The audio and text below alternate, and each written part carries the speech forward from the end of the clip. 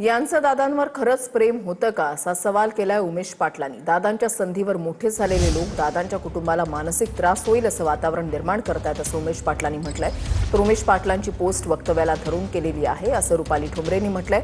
दादांच्या सोबत देखील जुनी मंडळी उभी राहिली नाहीत असं रुपाली ठोंबरेंनी म्हटलंय।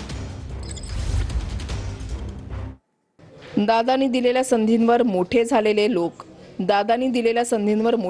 लोक दादांच्या परिवाराला मानसिक त्रास होईल असं वातावरण निर्माण करतायत। आता मनात एक प्रश्न निर्माण होतो, यांचं दादांवर खरंच प्रेम होतं का? की दादा सत्तेमध्ये होते तोपर्यंतच ते प्रेम होतं?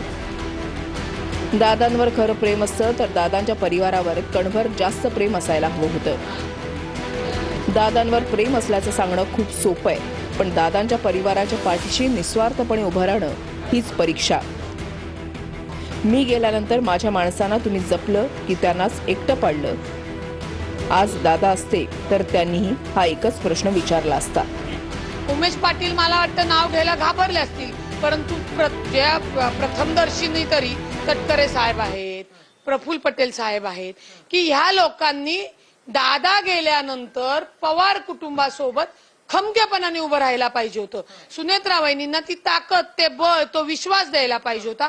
दादांच्या मृत्यूच्या नंतर म्हणजे अपघात झाल्यानंतर त्याच्या दुसऱ्या दिवशी अंत्यविधी झाला आणि त्या दरम्यानच्या कालावधीमध्ये तुम्ही शोध घ्या की आमच्या आमदारांना फोन कुणी केले आणि कशासाठी केले, काय अर्थाने केले, काय उद्देशाने केले। अजून दादांच्या मृताग्नी द्यायचा आहे त्याच्या अगोदर तर शपथविधीची तयारी चालू केली काही लोकांनी। ह्याला हा मंत्री होणार, तो अर्थमंत्री होणार, हे केंद्रात जाणार, ते मंत्री होणार, हे सगळं चालू